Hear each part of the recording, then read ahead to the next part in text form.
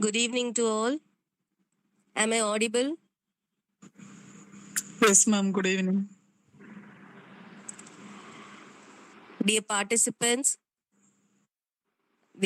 participants from Nanjal Catholic College, I request you all to kindly join in the YouTube link that has been shared in our WhatsApp group. So today we are going to begin our day 3 FDP. I warmly welcome you all to day 3 of our 6-day national level online faculty development program on excellence in education shaping tomorrow's classroom, organized by the Internal Quality Assurance Cell of Nanjal Catholic College of Arts and Science. As we step into the third day of this FDP, today's session focuses on professional branding for faculty. Now, I invite Mrs. Subi M.S., Head of the Department of English, to deliver the welcome address. Good evening to one and all gathered here. A very warm welcome to the distinguished dignitaries, esteemed resource persons, and my dear fellow academicians from across the nation. It is my absolute privilege and honor, on behalf of the Internal Quality Assurance Cell of Nanjal Catholic College of Arts and Science, Kalay Kavle, to welcome you all to the third day of our 6-day national level online faculty program on excellence in education shaping tomorrow's classroom. As we cross the halfway mark of this intellectual journey, our focus today shifted to a highly crucial aspect of an educator's journey in the modern era. The topic for this evening is professional branding for faculty. In today's digital and dynamic educational landscape, our identity as educators extends far beyond the four walls of a classroom. Building a professional brand is no longer a luxury. It is a necessity to inspire, network, and impact the global academic community. First and foremost, I extend my heartfelt respect and warm welcome to our Reverend Dr. C. Stephen, Secretary and Correspondent of Nanjal Catholic College of Arts and Science. Welcome you, Father. I'm deeply honored to welcome our respected Principal, Dr. M. Amalanathan. Sir, your dynamic leadership, unwavering dedication, and academic vision have always been a driving force behind the success of our institution. Welcome you, sir. I extend a very warm welcome to our first keynote speaker, Dr. Geetha Jose, Assistant Professor at Bharat Mata Institute of Management, Cochin. We are delighted to have you with us, ma'am. Welcome you, ma'am. Equally, I'm delighted to extend a warm welcome to our second keynote speaker, Dr. Megha Michael, Assistant Professor, also from Bharat Mata Institute of Management, Cochin. Welcome you, ma'am. Thank you. Finally, I welcome all the vibrant and enthusiastic faculty members and participants joining us virtually today. Once again, I welcome each and every one of you to day 3 of this FDP. May this session be enlightening and highly enriching for all. Thank you. Thank you, madam, for the warm words of welcome. Today's resource persons, Dr. Geetha Jose and Dr. Megha Michael, need no introduction, as they have already enriched us with their insightful sessions on the previous days. We are delighted to welcome them once again and invite them to take over today's session. Please, ma'am. Thank you, ma'am. I think I'll take the first half of the session and Geetha ma'am would follow. So good evening, everyone. So welcome back to the FDP. So yesterday what we were looking at is how we can engage the students in the classroom. So we were looking at the students, and today what we are going to do is we are going to look inside. We are going to look at ourselves as brands. So that is what we are discussing today. We'll discuss about how a faculty can brand himself or herself. Now, when we think about branding or think about marketing, I'm basically a person from the marketing domain. So this is a very personal interesting topic for me. Marketing and branding is something that I love to discuss about, and I'm sure there might be teachers from the MBA department or from the BBA departments of different colleges where you also deal with marketing and familiar with the basic concepts of marketing. So today, what we look at is how these marketing concepts that we apply to the brands that we see around us, how can we use it for our benefit, and think of us ourselves as brands. So that is the whole point that we'll be discussing today. I'll quickly move on to the slides.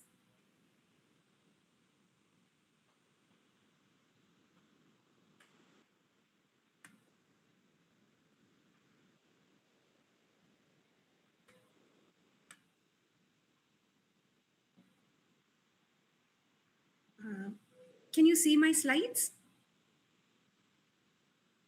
Yes, ma'am. It is visible. All right. Yeah, thank you, ma'am.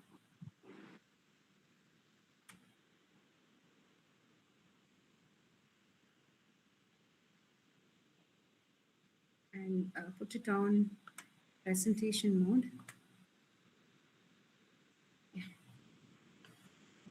So, this is what we are going to discuss today. We are going to rethink our identity through a marketing lens.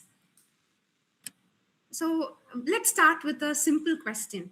How many of you here have Googled yourself in the last 6 months?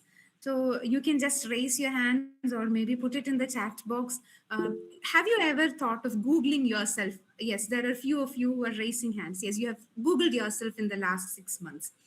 So, what happens when you, yeah, there are more numbers coming up, which is actually brilliant. We always Google celebrities, but as teachers, we are also kind of celebrities, because we are dealing with a large set of students who are actually the future of tomorrow. So, I think we make better celebrities than probably the celebrities that we see around. So, we are a set of people who are actually influencers. We are influencing our students. So it is very important that we have a presence, let it be online, let it be offline, a presence of which we are proud of. Right? So when you Google about yourself, what might come up? Sometimes your college profile might come up. In every college you'll have your faculty profile, maybe that comes up. Maybe a research paper that you wrote might come up. Sometimes nothing comes up, nothing related to you, someone else. When you Google, it is, all our names are very common and popular. Probably there are so many Meghas around and so many Megha Marys around. So maybe nothing about me, but about someone else. So what is it that comes up? And whatever came up, did it actually represent who you are? Are you proud of what came out there? Was your name associated with something that you are very happy about? If a student or someone from the industry or maybe another institution look at you on Google, would they be impressed by what they see there? So this is the base where we are going to start. Maybe they don't find anything interesting, maybe they are not impressed, but that is okay. Here is where we are going to start. So why do we even do this? If you look at marketing, the basic crux of marketing is, when we speak of marketing, the first word that I introduce in my marketing class is value. So we speak about value. What do you mean by value? In simple terms, value is what you get for what you give. So every time you're speaking about value, we are speaking about for the money that I have spent, for the time that I am wasting, what am I getting in return? There are some restaurants that could be very close to you, and some places where we are very interested. What we do is we are ready to wait for hours to get a seat there. Why do we do that? The same waiting time when you're asked to wait in a hospital, you get so irritated. You're like, why can't this happen very fast? Why is the doctor making me wait? It is because you associate more value to what you are waiting for. So your time is involved, your money is involved, your other resources. It can be the delivery time, so many things. So marketing is all about value. For all this that you spent, for the time you spent, for the money you spent, for everything that you spent, what is it that we are getting in return? So simple examples: Apple, uh, why is it very expensive, and even then people stand in queue and wait for the next version of Apple phone? Because when you buy Apple phone, you're not really buying a phone. You're buying an identity. Anybody looking at you holding your iPhone, okay, so this is some man of a stature, or some woman who is of some purpose, a community. You're all these Apple lovers, they're into one community. It is a promise that you're buying. So when you buy a product, you're not really buying just the product. You are buying something more than that. You're buying everything that is giving you value. When you go see, I it's some case that we always discuss in classes about Starbucks. You go to Saravana Bhavan, you get one of the best coffees. So I am a huge fan of tea and coffee, and you go to Saravana Bhavan, you get the best coffee. You get the best coffee maybe for 50 rupees max. And then why do you go to Starbucks? Every time we go to Starbucks, when I get the kind of coffee from Starbucks, I'm like, no, this is actually not my kind of coffee. But still, we think of going to Starbucks because there you're not really buying coffee. You're buying an experience, you're buying a lifestyle. So that is very important. And what about you? So when we speak about Apple, Apple is giving some value. Starbucks is giving value. And what about you? What about me? What about the faculty who is going to the class? Every class that you're taking, every single interaction that you're making with your students, every search of your name and what comes out of it, that is the value that you give. Your students have actually spent their time, they have spent their effort, they are putting in money, everything for your class. And every time they will judge us by what is it that they are getting in return. So every time you speak to your students, to some extent, we'll have to think of them as our real customers. So we are the product, we are the service that we are giving to our students. And what is it that they are getting in return? Are we adding value to their lives? So that is where the whole idea of personal branding comes up. Now, whether you like it or not, whether you manage it or not, you are already a brand. All of us teachers are already a brand. Every class you teach is a brand experience for your students. So we have to decide whether you are that Starbucks, or whether you are that Saravana Bhavan, or whether you are, I would say Saravana Bhavan is a class by itself, or are you that kind of coffee that is available anywhere. So every class you teach is a brand experience for your students. Every small corridor conversations that you have with your colleagues will shape how your colleagues perceive you. How you speak to your colleagues, what is the kind of conversation you have with your colleagues, that is also part of your brand building. Every email you send, whether it is to the students, whether it is to your colleagues, whether it is to your higher ups, every email you send is communicating your professionalism and your personality to the other person, especially in today's world where we have replaced our genuine writing skills with AI.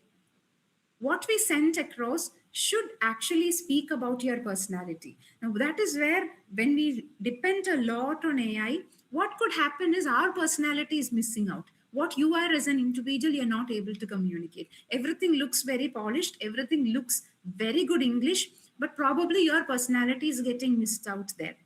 Every Google search of your name, that is telling a story about you. Your research and achievements, we might be doing a lot of research. You might be you're getting a lot of achievements. Are they visible to the world? So whether you manage it or not, whether you are aware of it or not, you're already a brand. But the problem is, there are two types of brand that you can think about: unmanaged brand and managed brand. Unmanaged brand is where you do not have a definition of yourself, but you are asking others to define you. Why? Because you have not carefully built that brand. The brand was built by someone else, because whatever they perceive about you, that is the brand. You are invisible beyond your campus. Everybody inside the campus definitely knows you. But once you are outside the campus, nobody knows you. Invisible beyond your campus. There are missed opportunities in unmanaged brand. When your brand is not visible to others, how will someone come in search of you? Right? So then there is the managed brand, where you define yourself. It is my definition of me that people know. I am visible in my field. I open doors that I never knew existed. Then that is a managed brand. So there is no question of whether you are a brand or not, whether we like it or not, whether you are happy with it or not, we are already a brand. And the only question is, are you a brand that is managing itself, or are you a brand that you have given to others to manage? That is where the question is. Now, I'm going to take you through two major concepts of marketing. So, whenever we learn marketing, if you look at the syllabus of marketing for any, let it be from the IIMs or any institution, it is always pillared around. We speak of two major pillars. We speak about segmentation, targeting, and positioning, and we speak about the four P's of marketing. I'm sure at least some of you might be familiar with these concepts. Now, what I'm going to do is the idea of segmentation and the idea of targeting, the idea of positioning, we are going to look at it from our point of view, from an academic point of view. So, by segmentation, what you mean is, see, there are so many people around us, and we cannot be everything to everyone. So, what we do is we segment. We try to see who is my actual customer, who am I speaking about, to whom am I going to give my communication, whom should I focus on. So, what we do is you divide the entire audience that you have, you'll divide them into small segments who are very similar within them, and then out of those segments you'll choose one, and then you position. So positioning is where you create an image of yourself. Now what we do is, first step is segmentation. We need to know who is my audience. Are students my only audience? No. My students, whether they are UG students, PG students, research scholars, all of them are my audience. My institution is my audience. It can be your colleagues, it can be the management. In some cases, what happens is you're a very good teacher, but the management is completely unaware that you are a very good teacher. Maybe you're publishing a lot of things. Nowadays, because we have NIRF, NAC, everything asking for documents, definitely the institution knows about it. But how well your colleagues know about you? So your institution, sometimes our segment is you just want to be known within your institution. Do you want to be known across your academic community, your peer members from other institutions? Should journals ask you to be an editor there? Industry, some of us might be very good with our consultancy activities. So industry, corporates, consultancy could be our segment. Now, first you divide yourself into these kind of segments. Second stage, what you look at is, who do you want to reach? Do you want to be known to your students? Are you looking at your institution? Are you looking at your academic community? Are you looking at industry? Something that we all have to understand. I always tell my students, let it be in your personal life, let it be in marketing. You can never be everything to everyone. I have always personally, I'm not sure if all of you would agree to this, but then I have personally felt that the moment you try to be everything to everyone, you land up in trouble. You cannot be that perfect wife, perfect daughter in law, perfect mother, everything at a time. So there might be some field where you're really good at, and in between, you have to be the perfect teacher as well. Now, targeting is where there might be some areas where you're really good, and you cannot use that expertise everywhere. So we have to decide where you want to be known. Is it with your students? Is it with your institution? Who do you want to reach the most? That is the second stage where you speak about targeting. And the third stage is positioning. Positioning, when we discuss about positioning in marketing, we always say positioning is how you build the brand in the mind of the customer. So when I ask my students this question for exam, if this mind of customer is not there in the answer paper, I don't give the mark, because it is very important that positioning is not that happens somewhere here or there. I'll ask you a question. If I say washing powder, what comes next? Anybody who knows the answer can put it in the chat. If I simply say washing powder, what comes to your mind? Yeah, washing powder, Nirma, simply comes to our mind. Now, if I say dentist recommended number one toothpaste, what comes to your mind? There might be multiple. Sensodyne. Sensodyne. Okay. So see, look at this, and who taught us this? It just comes to our mind. The company is trying to build the brand within us. They keep telling you, if you have sensitive teeth, see, when the Sensodyne advertisements come, you feel that sensitivity on your teeth. whether you are very sensitive or not, you feel that, right? So uh, you feel that sensitivity. Now this is what you mean by positioning. They have been they have positioned it very clearly. Now think of what can make you taller, sharper, stronger, maybe for kids, or even these days for everyone. Horlicks. Horlicks. Horlicks, yeah. Horlicks makes you taller, sharper, stronger. See, as a child, Yes, all ma'am. our parents would have given us this Horlicks just in the hope that we all become very tall, sharp, and smart. But probably nothing really happened out of it. But see, the company has built the brand in this way that we are actually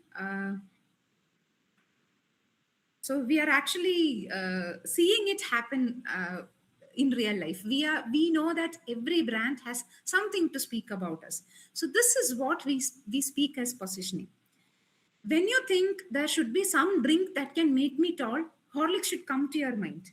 If I have a sensitive teeth, Sensodyne should come into my mind. If I'm going to meet a loved one and I want to smell fresh, I would probably not use Sensodyne. I'll use Close Up. Because Close Up is where you always say you can go close to anyone, don't worry about your bad smelling mouth. Now, that is positioning. How do you want to be remembered? Do you want to be remembered as the expert in your subject? Do you want to be remembered as some teacher who comes with innovative ideas in the campus? Do you want to be that person who goes to the industry and speaks to them? Do you want to be a researcher who makes real world impact? So that is your positioning. What are you as a teacher? And today we know that we are not simply teachers. We are so many things. We are an administrator, we are a faculty, we are a researcher, we are a consultant. We have a lot of roles to fulfill. We may not really be very good with everything. And that is absolutely okay. See, there are some teachers, very good teachers, who are very poor with research. They don't have that research acumen. I always feel that we have focused so much on research that the teaching learning process is getting suffered. You might be a very innovative teacher. You might be that math teacher who can make concepts very simple for students. Now, that is your positioning. Can you do it? That is your positioning. You are some person with very good research background. You can do ABDC, you can do Scopus. Then that is what is your positioning. So this is what you call as segmentation, targeting, and positioning. And our focus should be on positioning. How do you position ourselves? And remember, when you're positioning, you're not positioning somewhere. It is in the minds of your customer, in the minds of your students, in the minds of your institution. What does this person stand for? And then the next concept is the 4 P's of marketing. We speak about product, price, place, and promotion. So, product is your knowledge, your skills, your research, your teaching style, your qualification, areas of expertise, the kind of person that you are, the values that you bring in, experiences that you deliver. That is your product. So, what is it that I am doing in my class? Some of us may be these vibrant teachers who are always smiling and very happy and going to class. Some of us may not be like that. But does that make you a bad teacher? No, that is also a personality. We speak about teachers like he used to be very strict, but somehow he taught us maths very well. Now, that is absolutely okay. But what is it? You should have clarity about what you are as a person, your product. What is your knowledge? What is that one good thing that you can do?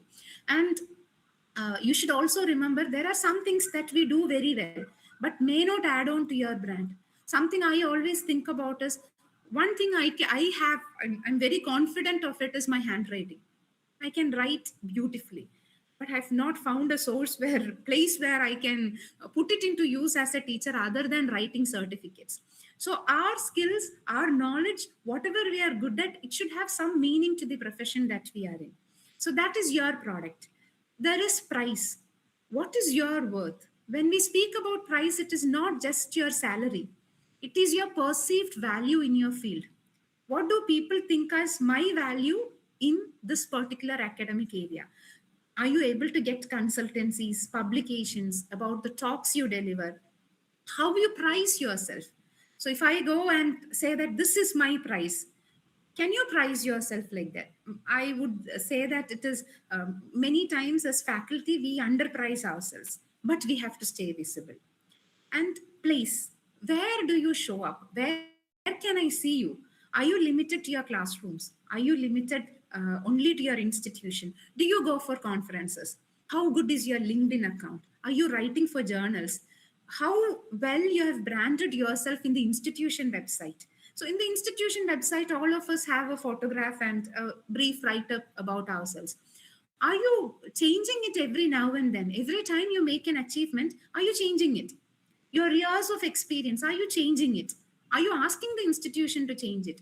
Where you show up, are you showing up as a very well neatly dressed kind of person? When you go for a wedding, we dress up. Same way you have to dress up your brand. Where do people see me? When they see me, they should always think, oh wow, this person is very professional. Are you seen in community meetings, in industry events, media, podcast? Are you doing something? So where my audience can find me, am I available there? And finally, promotion. Am I telling my story? Am I sharing my research? Today, we have multiple venues where you can do this. One article is published, put it on LinkedIn. You can write blogs, you can speak at events, you can mentor students, collaborating with peer members from other institutions. Now, this is one platform that you have. You are all in an online FDP.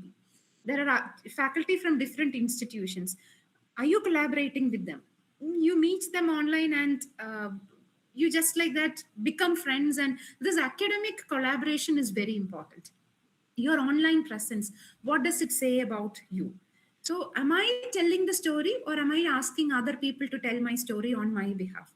So think of it this way. You need to have, if the product, price, place and promotion is well done, every brand would be successful.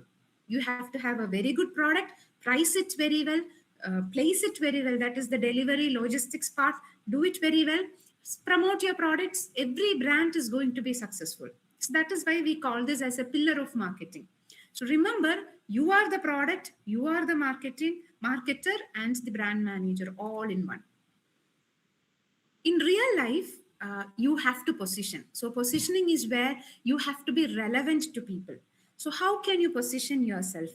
One way you can position is you can be the subject expert. You publish, present at conferences, curriculum design. You are that subject expert that people speak about. If there is something about marketing, and see, when I say subject expert, the challenge with us marketing people especially is marketing is one area that we have a lot of people who are marketing professors. You look at all the vacancies that are coming up, probably marketing is not even in picture, because you get plenty of marketing people. Finance and HR, probably there are very less number of people who are part of this finance and HR. But marketing is like huge. Now, within marketing, which is one area where you are treated as a subject expert, right? So probably within marketing, in consumer behavior, maybe within consumer behavior, there is some niche area where every time something comes up, people will be like, oh, that faculty does it very well. So if you look at literature, there are some teachers who can deal history of uh, English language or history of English literature very well. As an undergraduate student, we used to call this history of English literature as hell, because HEL, history of English literature. And it was pure hell for us, because you have to learn from the first person Chaucer to what is happening today, right now, the contemporary writers, everyone you had to learn. And you kind of getting, you are, it is like whether the Battle of Panipat came first or the Civil War came first. You are not really very sure. And similarly is how you learn this history of English literature. So I've seen there are some teachers who can do this really well. They don't make it a hell. They come and explain, and step by step they take us through. They give us reading materials. They ask us to read just few fiction, and they know how to handle this. So are you that kind of a subject expert? Somebody who can be called to make a particular subject, a very small subject area, which you can do very well. Second is, are you that industry bridge? There are some people who are very bad with their classroom. They cannot teach, but they're very good with consultancy. They can work for companies. They can interact with industry speakers. You take your students on live project. You work with them. That is an industry bridge. Are you that kind of a person? Or are you an innovative educator? You come to the classroom with different methods, you share pedagogy, you uh, present yourself at education conferences, you win teaching awards because you're just an innovative educator. You do your best in classrooms, and that is your space. You may not be a good researcher, you cannot interact with industry, but within the classroom you do a really good job. Is that what you are? Are you a researcher? Are you building credibility through you have a lot of publications, you have citations, Google Scholar profile and grants? Is that the kind of person you are? So you have to position yourself. You don't try to be everything. You cannot be a subject expert, industry bridge, innovative educator, and the researcher. Decide for yourself where you want to position yourself and choose that one positioning and put it across to your customers. So we call something called positioning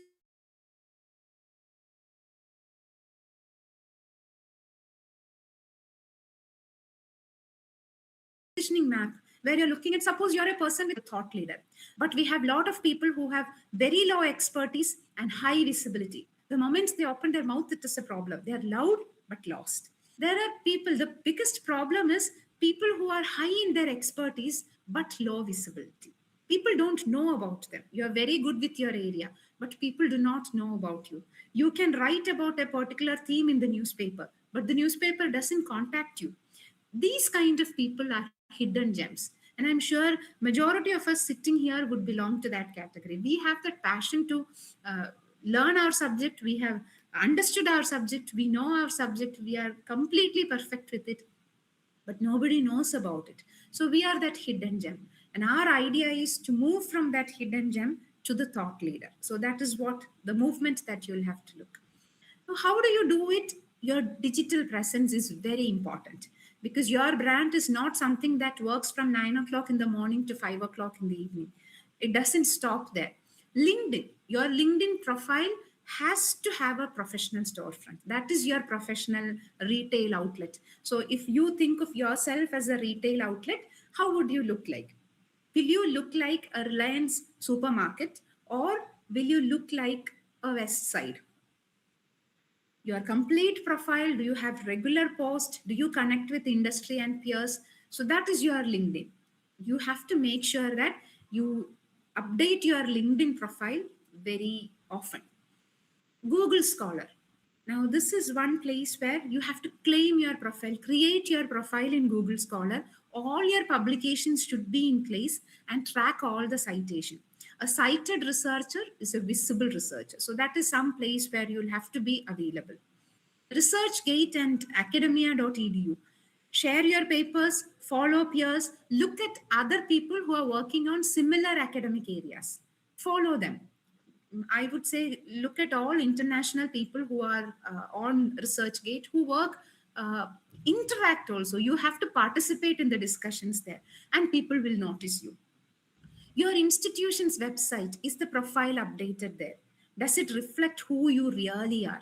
When you say you are a researcher, you are a teacher, everything, are you actually reflecting what you want to be reflected? So, if not, you have to rewrite that. Blogs and articles, one way in which us teachers, especially if you have that writing skills, you can write for some media or your institution's newsletter or newspapers. You have to speak. Maybe finance faculty or an economics faculty can speak about the budget when it is released, or maybe faculty from sociology departments can speak about women's right on a women's day. So all of those are articles and blogs. Come out with it. If not anything, look at your WhatsApp status and share your voice there. uh, Something that we should do is what is called the digital audit. Does your LinkedIn reflect your best self? Are your publications accessible? Would a student be impressed if they Googled you today? So this is something that we should be doing on a consistent basis. Look at your profile, look at yourself, you look at what you have put yourself online. So your digital presence is going to be very important. How you teach is also your brand. Your content choices. So I remember a friend of mine who joined our institution, not my current institution, but someone who joined long back. We had a course on analytics. So she was teaching in analytics, and she was finding it very difficult to cope with the current way in which we teach. So I was having a discussion with her, and she was like, "Ma'am, I don't know what is going wrong. I got into teaching because my father was a professor in a college. He said it was very easy being a professor. He said the textbook never change. So you just have this, especially in English. He was an English professor. You teach Romeo and Juliet for 10 years, 20 years. It's cakewalk for you then. You just like that, you don't even look at the textbook, you don't look at anything, you can just go to the class and speak. So while I joined teaching, this is what I expected, that I know statistics, I know analytics, I can simply go and teach. But here we have syllabus revisions happening every day. Everything changes. And how do I sustain in teaching? And she finally quit her teaching career and she joined industry. Now, what happens in teaching is, maybe what you're teaching is very old. There are times when I feel that marketing, every year I'm teaching the segmentation, targeting, positioning. I am teaching about 4 P's of marketing. It keeps getting redundant for us. But how do you change it? Do you bring current examples? Do you bring fresh perspectives? Or are you using the same slides that you used 10 years ago? Your content choices will define what you are as a teacher. Your personal branding inside the classroom happens when you look at the content choices. So, that is something very important. Your teaching style. Are you known for making difficult concepts simple? Are you that kind of teacher who sparks debate in the classroom? Are you someone who comes on time? Now, this punctuality and preparation is something that students notice a lot about us. If you don't go to the class on time, 2 times you do this, and students would think of you as that teacher who always comes late. So, punctuality is very important. Are you prepared when you go to the class? So, that is a major brand attribute. How you treat your students. Do you respect them? Do you encourage them? If you respect them, if you encourage them, they will remember you long after the subject is also forgotten. So, that is a personal branding. And every teacher will have their own signature style, something that students remember, maybe a phrase that they use, maybe a particular method, maybe some teachers who bring in so much energy. So that is your signature style, and you need to know that. Most of the time, when we'll know this, when there is a passing out of students, and during the farewell, probably when they share their experiences, they'll come and say about it in a very funny way. We used to speak about this teacher like this. She keeps repeating the same phrase. Now, that might be what people speak about you. Embrace it. Don't think of it as a bad thing. If you use one phrase, and if that is your classic phrase, embrace it and think of that as your signature style, provided it is very good. And what is your life beyond the classroom? Now, this is where, as teachers, some of you might disagree with me, that we are faculty. Faculty members have this big challenge. When I think of my husband and me, my husband can post anything online. You go out, you take a photograph, you can post anything. If there is some issue that is happening, he can voice his opinion the way he wants. But for me, every time I put something on my WhatsApp, I always think about, okay, this status message is going to be seen by my students. How would they judge me? We always say that you should not be worried about how other people judge. But as faculty, we are mentors, we are guiding lights for them. And how is your life beyond the classroom? What is it that you project outside? Are you being available for your students beyond the classroom? I know it is a very challenging thing to be available for your students outside the classroom, because we have our own responsibilities. But to some extent, are you being available? Have you given a time for your students outside the classroom hours where they can contact you? Students talk, and word of mouth is the oldest form of branding. Every time a new batch of students come, the seniors, irrespective of which field they are in, every senior will go and tell to the juniors some stories about their teachers. And we have to make sure that what they speak outside is good about us. So some mistakes, I'll quickly wind up with some branding mistakes that we make. Sometimes we become the invisible expert. We are brilliant inside the classroom, but nobody knows about it. Is your profile outdated? Your college photo from 2009 is still your profile picture on LinkedIn. You have an account with just 3 lines there. You don't have any publications listed, or if your publications are listed, nobody can find it online. That is an outdated profile. You might be an inconsistent brand. You are inspiring in class, but very unprofessional on social media. Your social media is also part of your brand. And as faculty, we cannot stay away from our role as faculty. And yes, we have a personal life, but our brand building happens beyond the classroom, beyond your institution. So, what you post online is also part of your personal branding. Are you a silent achiever? You have won an award, brilliant. Published a paper, brilliant. But you told nobody. Yes, humility is a virtue, but invisibility is definitely not a virtue. Sometimes we act as islands, no collaborations, no networking, no presence at conferences. You work as an island. So here the problem is your reach is getting limited. And some trap where we all fall into is the I'll do it later trap. You are waiting for the perfect moment to build your brand. And trust me, that moment will never come. And again, your designation is not your brand. You might be an assistant professor, you might be an associate professor, you might be the head of the department, you might be a director. Your title is just your job. Your brand is your legacy. So you don't have to limit it to what, okay, there is a book by Robin Sharma, uh, Leader Without a Title. So we can be leaders without a title. You might be a lecturer, an assistant professor in a college, but your title is not going to define you. You're going to build a brand that is a legacy. It is not built in one day, but it is something that is built every single day.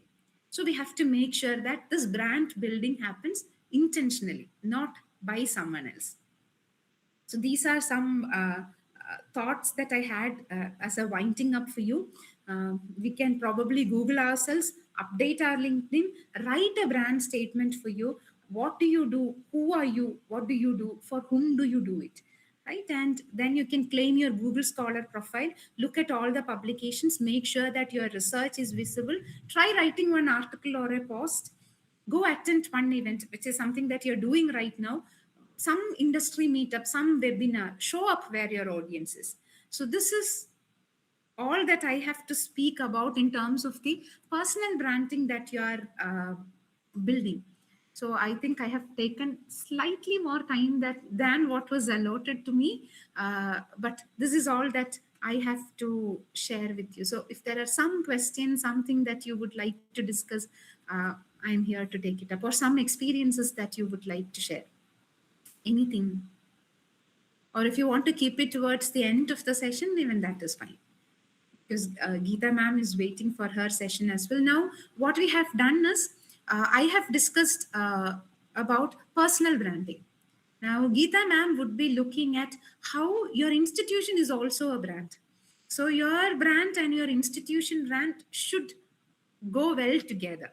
It has to be integrated well together. So you have to brand your institution also. All of us as faculty members are playing a role in institution building. We cannot think of us as separate entities. We are all part of an institution, and it is our responsibility to build that institution. So that is also part of our branding. So are we building our sure, ma'am, I'll share the PPT. I'll send it across to the team, to the IQAC team, and yes, I'll share the PPTs.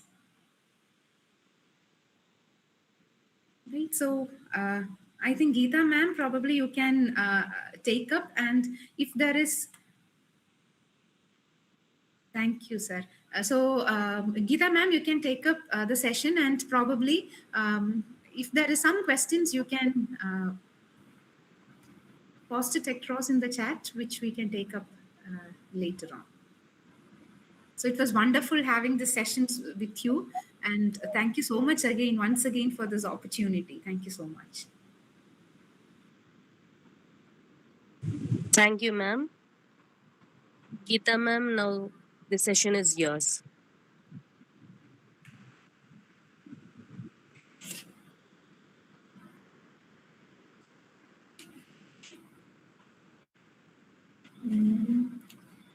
Yeah, my esteemed, good evening, everyone. My esteemed colleague Megha ma'am have given a fantastic roadmap about on how to build personal brand and how to be a good brand for your institution.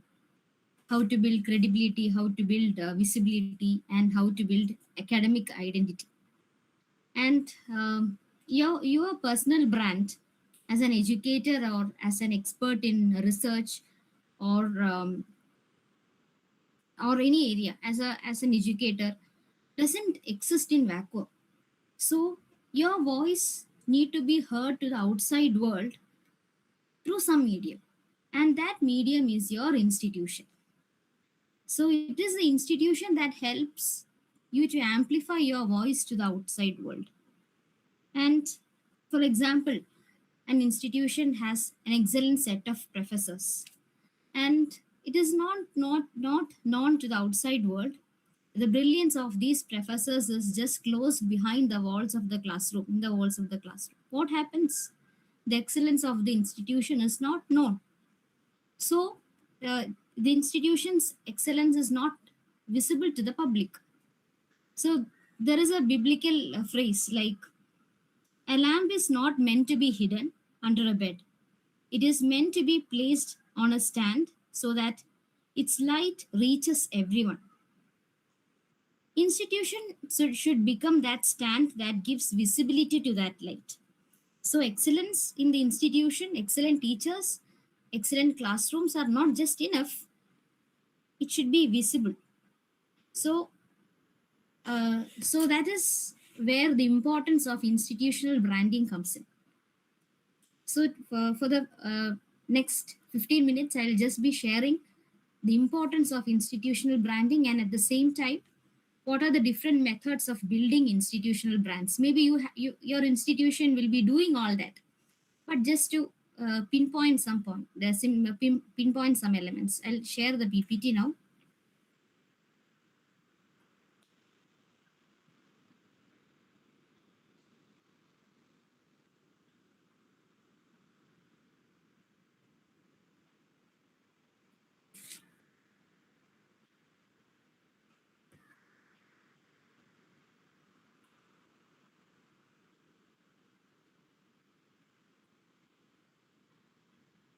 Is it visible? Is the PPT? Yes, yes, Yes, ma'am.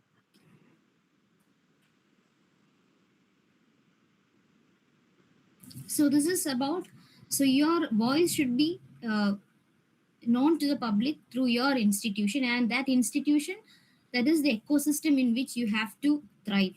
So an exceptional excellence is not enough, it should be visible, recognizable, and structurally supported by your organization. So next is, like, have you ever let me begin with a simple question. When you hear about a well-known institution in the country, or like IIMs or IITs or good universities, uh, Harvard University, MIT, or Stanford, what comes to your mind? Maybe something you have something comes to your mind when you hear about their quality. Yes, of course.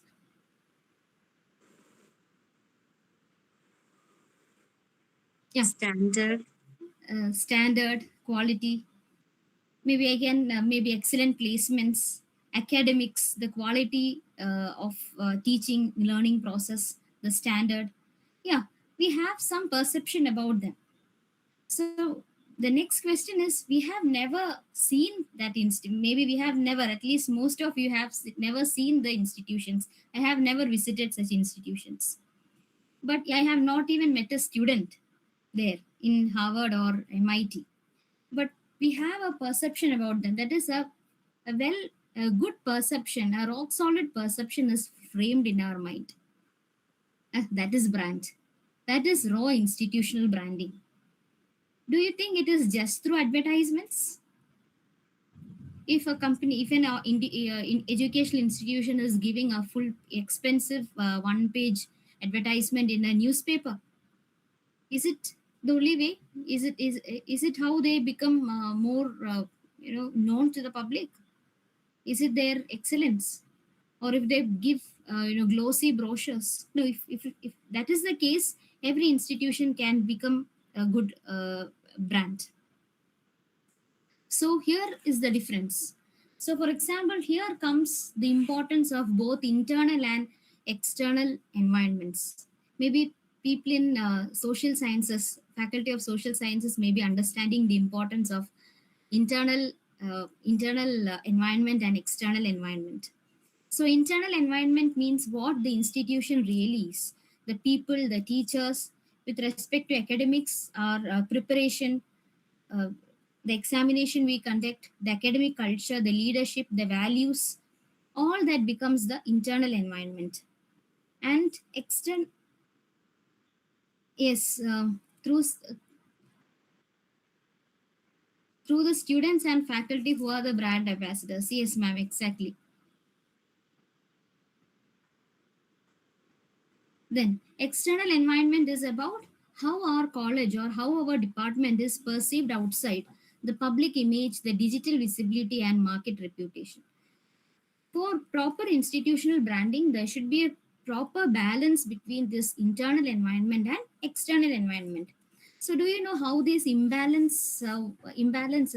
For example, when we give advertisement, we give like we have a 24 by 7 Wi-Fi facility, good classrooms, well-equipped classrooms, excellent teachers. We give the endless list of positive things, and we try to attract the students. And when the actual students are our customers, when they come in, where they're actually searching for all that we have listed out in the advertisement.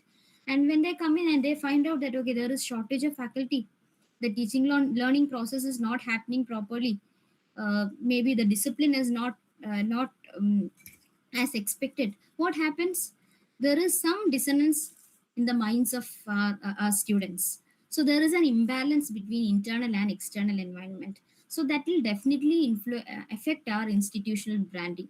So definitely, when you what all you promise our students, promise our stakeholders, we have to fulfill that.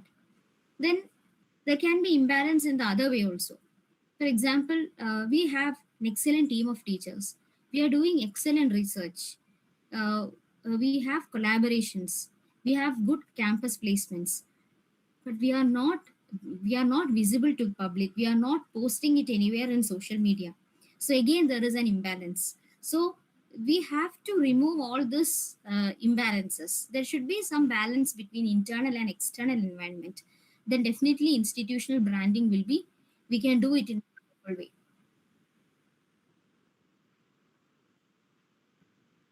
Then how to work on institutional branding?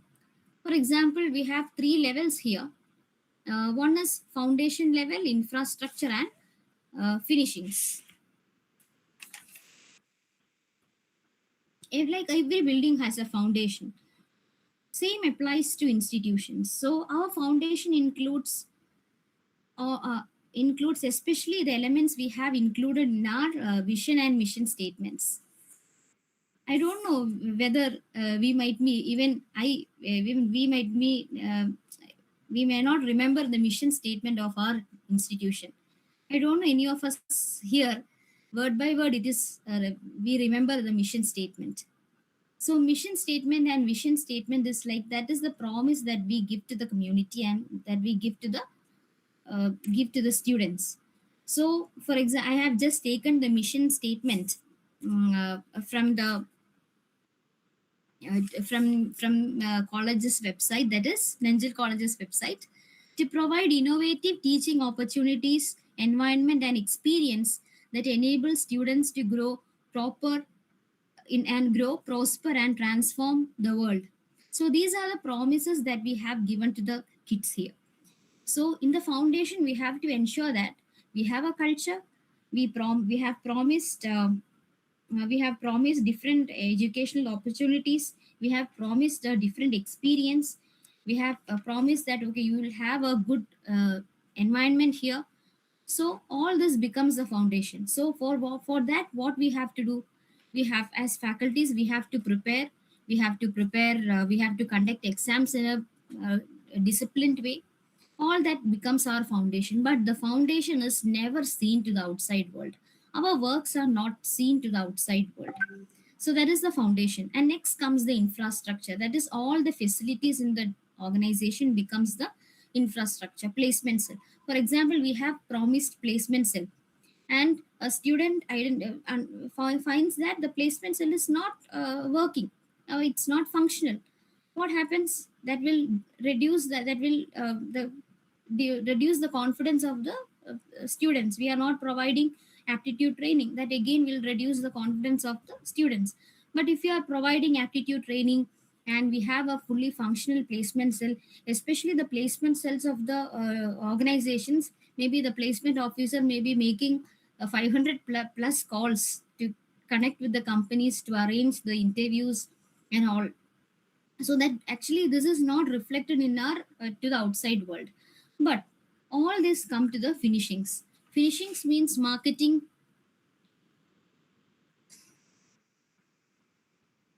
the public relations, the campus aesthetics, social media, logos, all that we that Dr. Megha madam already discussed with this.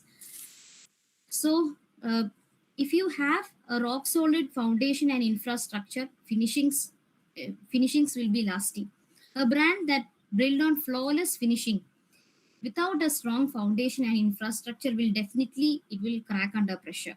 So make sure when you show up everything to the public, you have good foundation so that will last forever. Now, it is five elements for of institutional branding. I'm sure that this college will be practicing many of it. Mission and vision we have explained. So the role of or the importance of vision and mission is that we have to. It is a behavior. It is not something that is to be written in a piece of paper. Mission is that it is something. It is a living culture of the organization. It should be practiced every single day. The punctuality of the students. You help students. You provide remedial training even after classes. You clear doubts of students. Then students and staff treated with genuine mutual respect. Values in the classroom. So these are all mission. So mission is basically a behavior.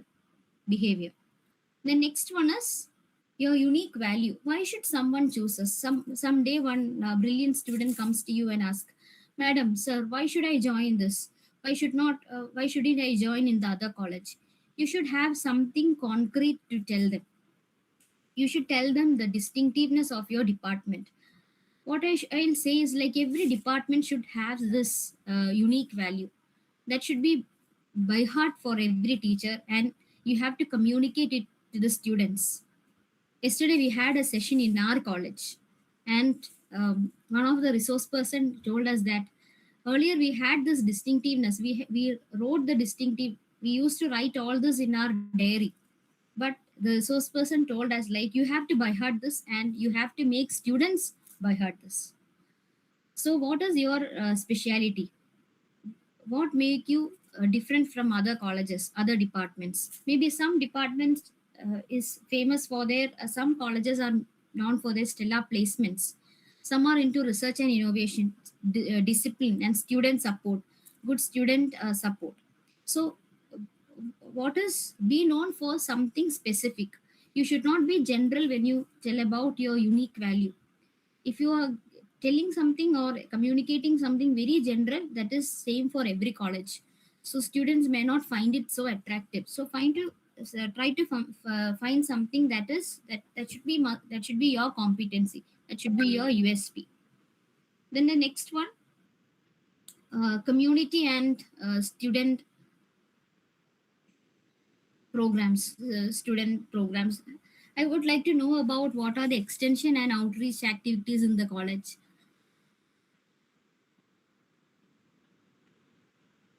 I'm sure that you'll be practicing some community activities. The students will be going to rural areas and they may conduct classes, something like that. Yes, we take them to orphanage, Ah, even old age home, then for rallies and all in busy areas to create exactly. awareness. So, Yes, actually, when that is called distributive justice. If we take something from the society, we have the obligation to give it back to the society. So, through community programs, maybe you can conduct eye camps for the area or the nearby areas, or blood donation camps, and even rural sensitization programs can be done. Maybe students can be asked to take classes for some schools, nearby schools. So these are areas where live branding happens. You need not actually, put a billboard there. Live branding happens, and this is how you can reach to the community. And another way is like student ambassadors. That is definitely, as teachers we know that every 2 months we can see in some colleges fest will happen, national competitions, and at the same time paper presentations, conferences, management fest, all these happens in nearby colleges. So what one thing is like, at least we can send a team of students to management fest. So this is how the students are actually talking ambassadors of our institution. If there are conferences, our faculties can participate there. So this is how our name, the name of our college will will repeated everywhere, and this way we can brand our institution. Then alumni, every college must be working on this. Hope here also it is practicing alumni meetings, alumni, how it is done here. Okay, in our college it is like when new students come, new batch of students join, we usually call a few alumni students who are working in best institutions. We call them and ask to give a talk on their experiences in the college, and at the same time how their work experiences, what they have gained. So that person, so how we address the our students is like, okay, this student studied in our college. So when alumni succeed, people don't just say their name, they say like, okay, I know this person, he's an entrepreneur, he's a leader, so he studied in this institution. So definitely alumni success is our institutional reputation. Then management research culture. Usually nowadays every organization is going for accreditations like NAC, NIRF, NBA. So everywhere this research publications it has got a value. So usually we know that it's not prominent in all colleges. So some cultures, if we don't have such culture, we can actually create a culture. So this the effort can be taken from the management side. Even during our academic planning, our manager, our father was telling about, we have to inculcate, we have to give more importance to research culture. And father insisted, uh, insisted every teachers, at least like, you have to publish at least one scopus publication per year. So this is how we can build some kind of research culture in the organization. Again, institutions academic brand skyrockets on the global stage. You know that I have a little more time. Okay.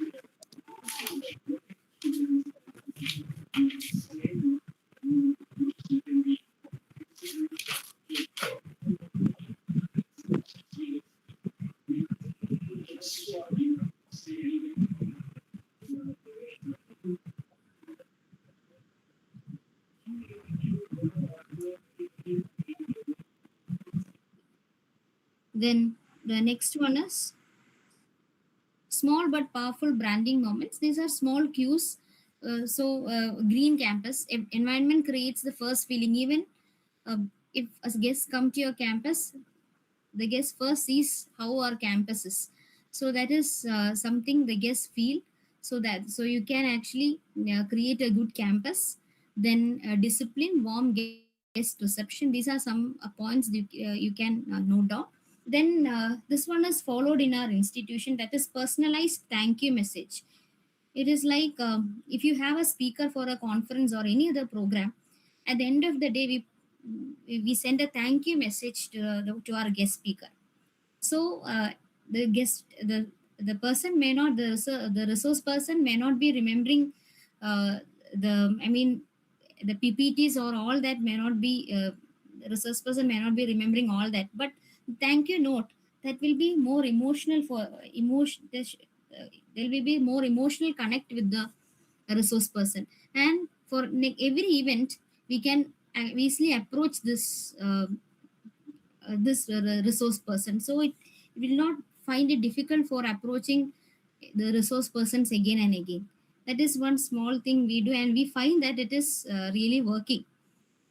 And branding is ultimately an emotional memory. So we have already discussed all this. So these are some elements how through points through which we can build our brand. So along with academic along with faculty branding, institutional branding also is also very important, because then only we can be institute we can the faculty can be visible to the global world, outside world. Any doubt? This is all from my side.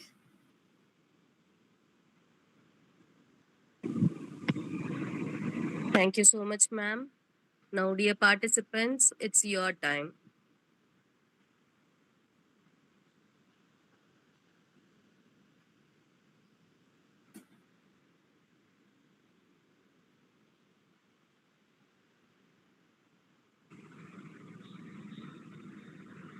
Thank you.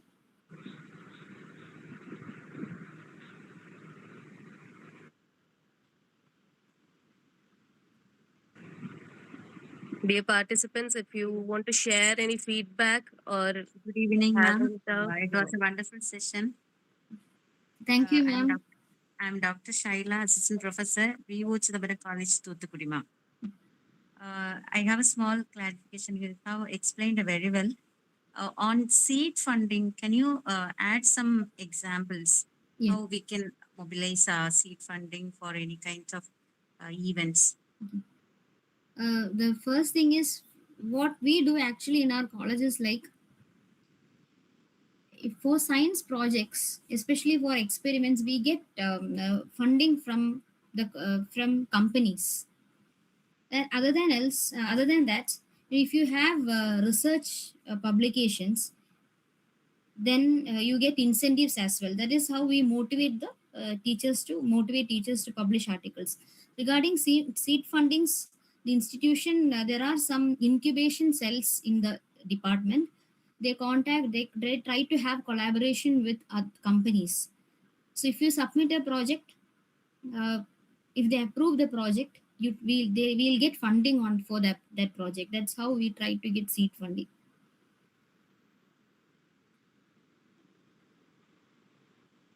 Okay, thank you, ma'am. Thank you so much. Thank you, ma'am.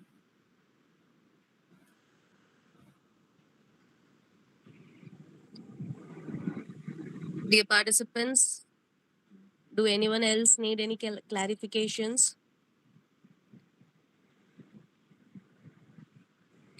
So today we are going to wind up our session. Now, for that, I invite Dr. Princelin Pia, Assistant Professor, Department of English, to deliver the vote of thanks. Please, sir. Thank you, ma'am.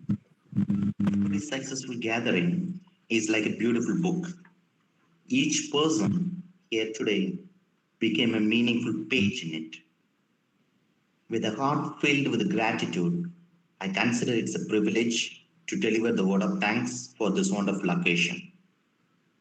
At the very outset, we bow our heads in gratitude to Reverend Dr. C. Stephen, our respected secretary and correspondent, a man of wisdom, courage, and vision.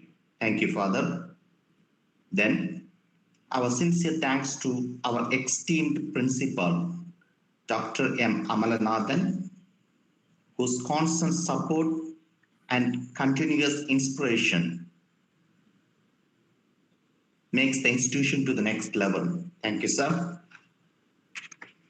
Then, today's program found its true brilliance through the insightful keynote sessions delivered by Dr. Megha Mary Michael, and Dr. Geetha Jose from Bharathamada Institution of Management. Your words were not merely speeches, but sparks of motivation and knowledge that will continue to enlighten us. Thank you. Thank you. It's time to thank all the faculty members, IQAC coordinators, volunteers, and behind the scenes. Silent efforts spoke loudly through the smooth conduct of this program. Thank you for turning responsibility into excellence. And to the audience, your attentive presence and enthusiasm added life and color to this event. As we conclude, let us remember gratitude is the fairest flower that blossoms from the soul. Thank you all for being part of this memorable journey. Have a wonderful day ahead. Thank you.